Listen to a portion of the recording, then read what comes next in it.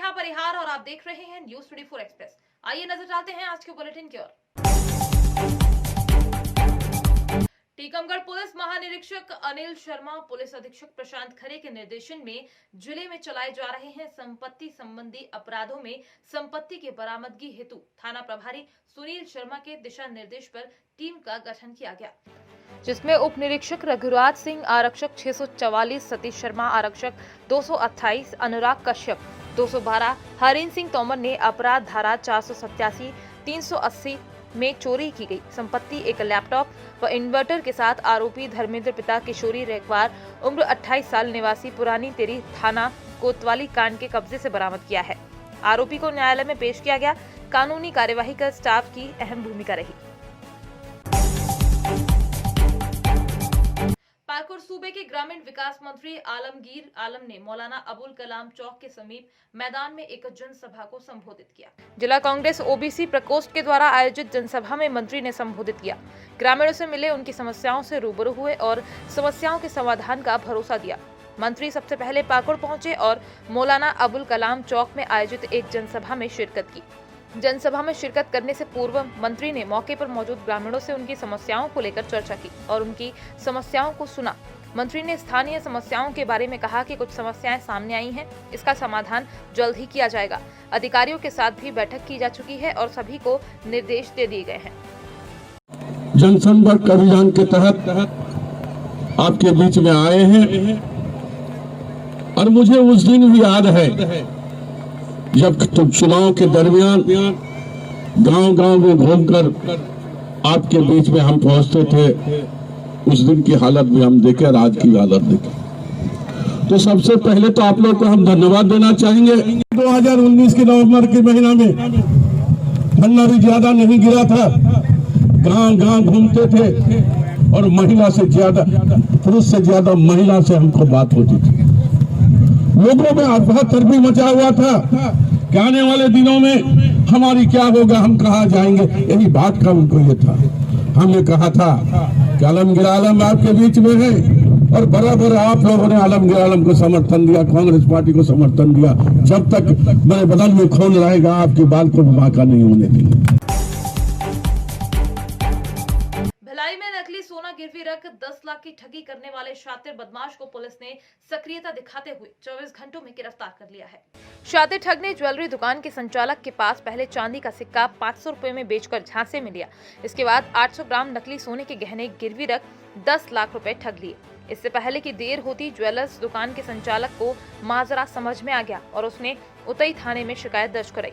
Police ने भी सक्रियता दिखाते हुए चंद घंटों में आरोपी को गिरफ्तार कर लिया। आरोपी के पास से 10 लाख रुपए नकदी व नकली जेवर बरामद कर लिए गए हैं। वहीं उसका दूसरा साथी फरार बताया जा रहा है। दरअसल इस पूरे घटनाक्रम की शुरुआत 14 दिसंबर को हुई। ग्रामपुरई थाना उतई निवासी भोजाराम सिन्हा ने अपनी शिकायत में बताया कि 14 दिसंबर को एक व्यक्ति उनके पास आया और 500 रुपए में एक चांदी का सिक्का बेचकर चला गया। इसके बाद 16 दिसंबर को वही व्यक्ति आया और 800 ग्राम सोने के गहने गिरवी रखने और उसके एवज में 10 लाख रुपए मांगे। व्यक्ति ने अपना नाम सेवाराम सोलंकी वसुंधरा नगर निवासी बताया। व्यक्ति के झांसे में आने वाले ज्वेलरी संचालक ने उसे 10 लाख रुपए दे दिए। बाद में पता चला कि उक्त गहने नकली हैं। शिकायत के बाद पुलिस ने मामले को गंभीरता से लिया और आरोपी की पतादशी शुरू कर दी। कर लेते हैं तो चेक करने में तो ओरिजिनल सोना मिल जाता है। अब सुनार को लग गया कि ये ओरिजिनल सोना है। उसने जो है इसका सौदा तय कर लिया और ये हो गई सौदा तय 10 लाख में और 10 लाख उसने शानदार तरीके से कैश दे दिया। ये जो है आरोपी अपने एक मोहन नाम के व्यक्ति के साथ में वहाँ से पैसा लेकर के तुरंत निकल गया। और जैसे ही फिर दिन भर पता नहीं इसने क्या अपना ये लगाया। हमारे तक रिपोर्ट जो है रात के 11 बजे हुई और जैसे ही रिपोर्ट हुई तुरंत जो है हमारी टीआई जो है वो एक्टिव हो गई। उसके बाद में फिर हम सबको सूचना मिली, एसपी सर से भी मार्गदर्शन मिला कि चूंकि पुराने ऐसे गिरोह ऐसे काम करते रहे हैं। किस तरह से मामला था, किस तरह से आरोपी को पकड़ा गया? इस पे ज्वेलर्स को आके बताया कि पुराना सोना है और इसे मुझे देना है करके इस पे 10 लाख रुपए 10 लाख रुपए दिया और सोना बाकायदा छोटे छोटे हार मोतियों के दाने की तरह बने थे। उसको इनको देकर बाकायदा इनको चेक कराया और चेक कराते टाइम इतनी हाथ की सफाई रखा कि इसने इससे तोड़ के बताया और हाथ में फंसे हुए ओरिजिनल सोने को गिरा के उसने ओरिजिनल। जब बाद में व्यापारी ने इसको पूरा चेक किया तो पता चला कि ये तो सोना है नहीं, कल है। इस पर थाने में रिपोर्ट हुई, थाना टीआई और उसके स्टाफ ने तुरंत रिस्पॉन्ड किया।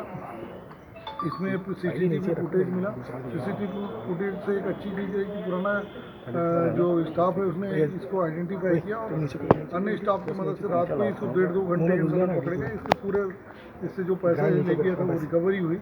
और जब पूछताछ पे बहुत सी ऐसी बातें हुई कि इसमें उड़ीसा के कई स्थानों पे इसने इस तरह की घटना की है, अपने छत्तीसगढ़ में भी और मध्य प्रदेश में। तो इसको अभी पूछताछ करके और डिटेल जहाँ जहाँ की घटना है वहाँ संबंधित थानों पे भी अपन सूचित करके आगे की कार्रवाई कर रहे हैं। सर कई अंतर्राज्यीय गिरोह भी ऐसे सामने आते हैं, ज्वेलर्स वालों को कैसे आप लोग स्ट्रिक्ट करते हैं इस चीज़ के लिए, कैसे? इस पर हमेशा हम लोग मीटिंग लेके भी ये बताते हैं कि इस तरह से मत लें, कभी धोखा हो सकता है और ज़रूरत पड़ता है तो हम उस जगह पे उनका मेला पॉइंट इंटेंशन शो होता है तो हम उसको मुलजिम भी बनाते हैं। अभी जांच कर रहे हैं, अगर कोई बातें आएंगी तो उनके खिलाफ भी कार्रवाई करेंगे। सर ये पूरी घटना का अकेले अंजाम दे रहा था कि इनका पूरा ग्रुप था, एक पूरा परिवार इन्वॉल्व था और ये पूरे पेशेवर तरीके से हर चीज़ को प्लान बेस करके कर रहे थे। आप खुद ही समझिए कि बाकायदा उसके जो पीतल तक उन्होंने जो लिया है वो आगरा से लेके उसको मोती उपतरा बनाना और मोती उपतरा बनाने के बाद उसको उनको पेश करना और उसका बिल्कुल तरीका कि तोड़ रहे हैं, तोड़ने से बिखरा में हाथ में ओरिजिनल सोने को नीचे डालना और इसको एक बड़ी हाथ की सफाई वाला काम था। ये अच्छी सफलता रही, जो कर्मचारियों ने अच्छा काम किया उसको मेरे तरफ से इनाम मिला। आज दिनांक 18 दिसंबर 2020 को नाले की पुलिया पर जमीयत उलेमा ए हिंद के आह्वान पर जिला महासचिव मुफ्ती कासिम रजी साहब के नेतृत्व में मास्क वितरण का कार्यक्रम किया गया। कार्यक्रम के मेहमाने खसूसी आली जनाब मुकेश मिश्रा जी, एसपी सिटी आली जनाब हरिमोहन सिंह जी, सीओ सिटी की मौजूदगी में वितरण का आयोजन किया गया। मास्क वितरण में शहर के उलेमाओं और प्रशासन ने 1500 मास्क का वितरण किया। SP city Mukesh Mishra ji, CO city Harimohan Singh ji, मौलाना शफी कासमी ने शहर की जनता आवाम से अपील की है कि हमारे देश, प्रदेश और शहर से कोविड-19 महामारी अभी खत्म नहीं हुई है, इसलिए आप और हम सब मिलकर ही इस बीमारी से बचाव के लिए लड़ सकते हैं। सर ये आज कार्यक्रम किया जा रहा है, किस तरीके से कार्यक्रम किया जा रहा है? आज यहाँ नालबंदान में हम लोगों ने उलेमा साहबान और मौलाना साहबान के सहयोग से मास्क वितरण का कार्यक्रम एक रखा हुआ था और ये यहाँ क्योंकि मास्क उल्लंघन की घटनाएं कुछ ज़्यादा थी तो अमूमन ये देखा गया था कि लोग जो है जागरूक उतने नहीं थे। तो आज मास्क वितरण जब आप लोगों के माध्यम से कराया गया तो इससे जागरूकता का भी कुछ स्तर बढ़ेगा और उनको ये मैसेज आएगा कि मास्क सबको लगाना है।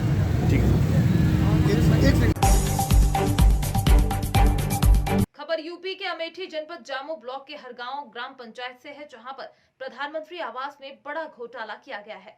आपको बता दें कि सरकार कितने भी दावे पेश करे लेकिन भ्रष्टाचारियों के आगे नतमस्तक हो ही जाती है। ताजा मामला न्याय पंचायत हरगांव का है, जहां पात्र लाभार्थियों को प्रधानमंत्री आवास मिला है, जिसमें लाभार्थियों के खाते में 1,20,000 रुपए भेजे गए, परंतु लाभार्थियों का आरोप है कि प्रत्येक लाभार्थी से 20,000 रुपए और मजदूरी आवास देने के नाम पर ले लिए गए हैं, जिससे लाभार्थियों का प्रधानमंत्री आवास की छत अभी तक नहीं पड़ पाई है और ग्राम प्रधान व पंचायत सचिव द्वारा आवास पूर्ण निर्मित दिखा दिया गया है। सर आपने आज ये जांच किया हर गांव में, क्या है पूरा मामला? मामला ये था कि यहाँ की शिकायत थी कि कुछ आवास ऐसे हैं जो कि फिजिकली जिनको पूरा दिखाया गया लेकिन पूरे नहीं हैं जी। तो जांच की गई, 4 आवास ऐसे पाए गए हैं जिन पे छत नहीं है जी। और यद्यपि उनको पूरी किस्तें दी जा चुकी हैं लाभार्थियों को जी।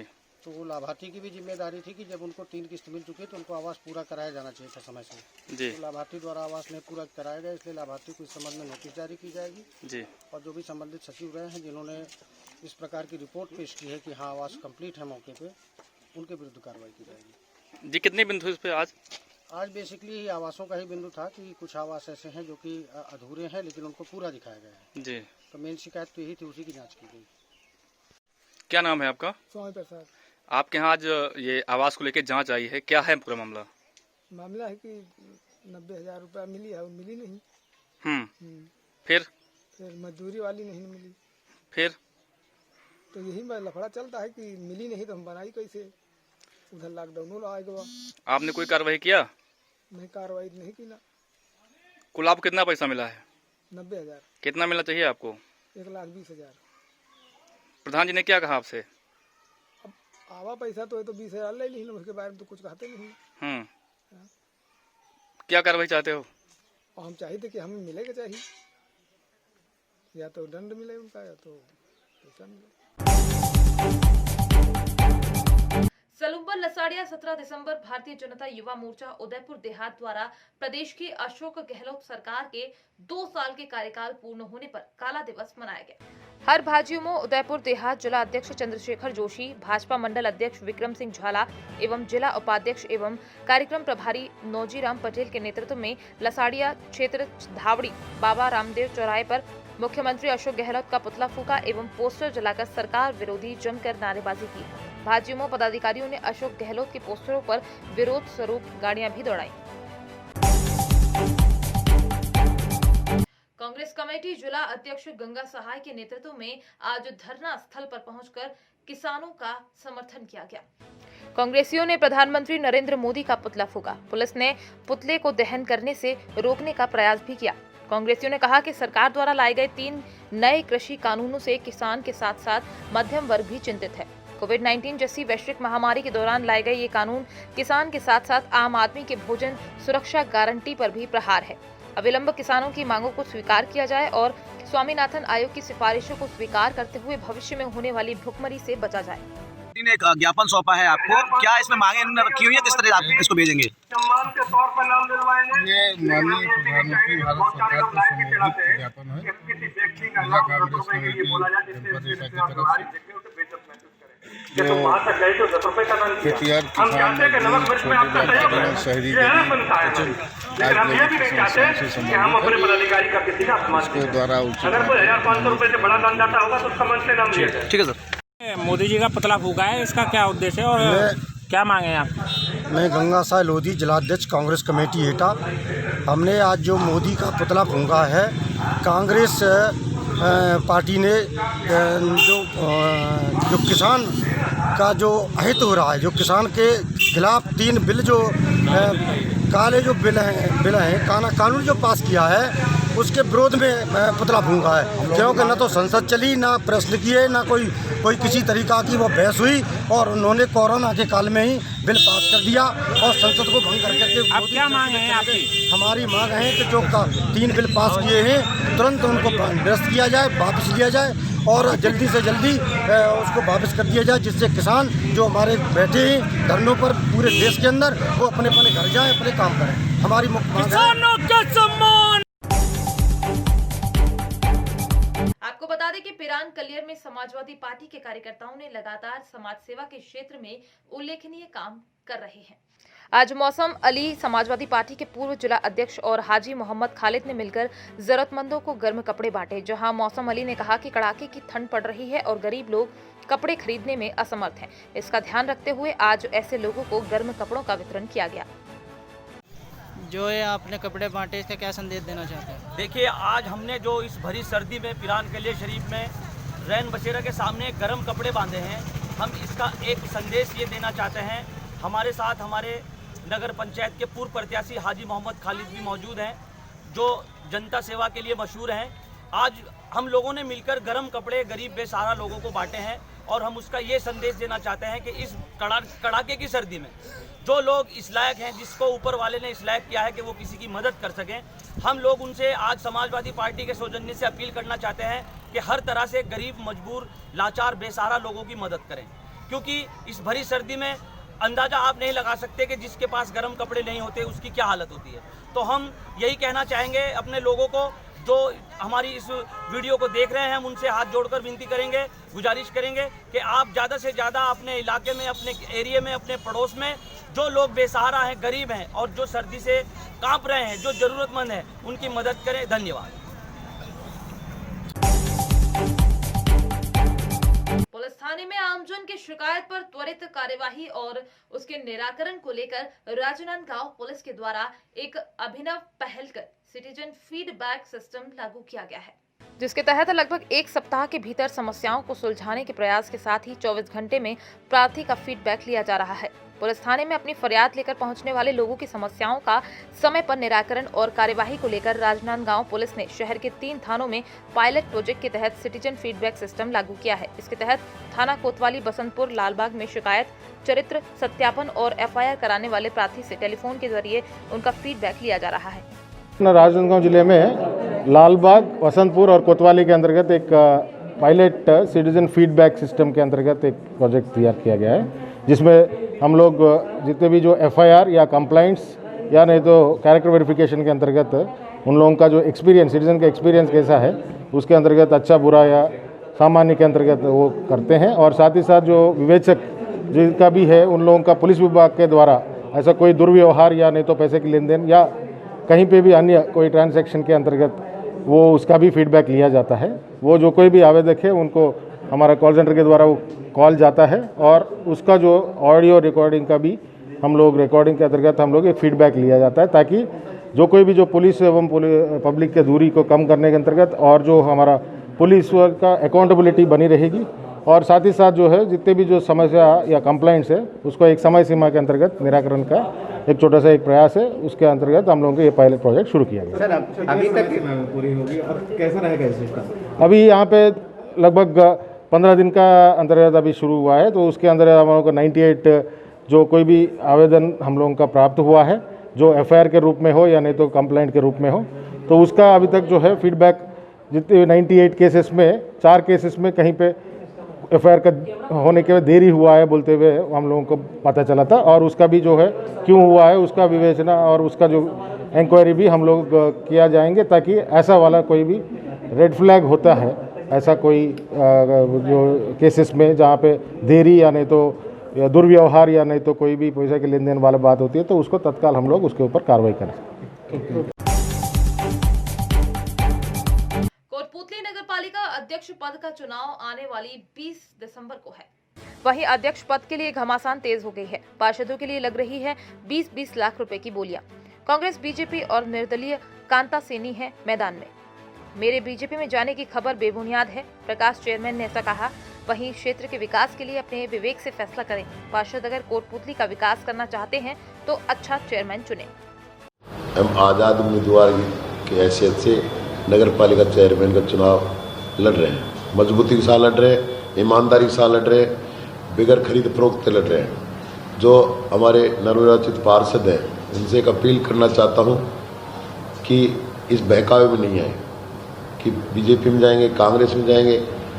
हम चुनाव जीतेंगे और उसके बाद में हम विकास कार्य के लिए राज्य सरकार से, केंद्र सरकार से इस कोटपूतली के विकास के लिए सारा योगदान मांगेंगे। हमारी कोई पार्टी नहीं है, हम कोटपूतली के विकास के लिए सारी चीज़ें सरकारों से मिलेंगे।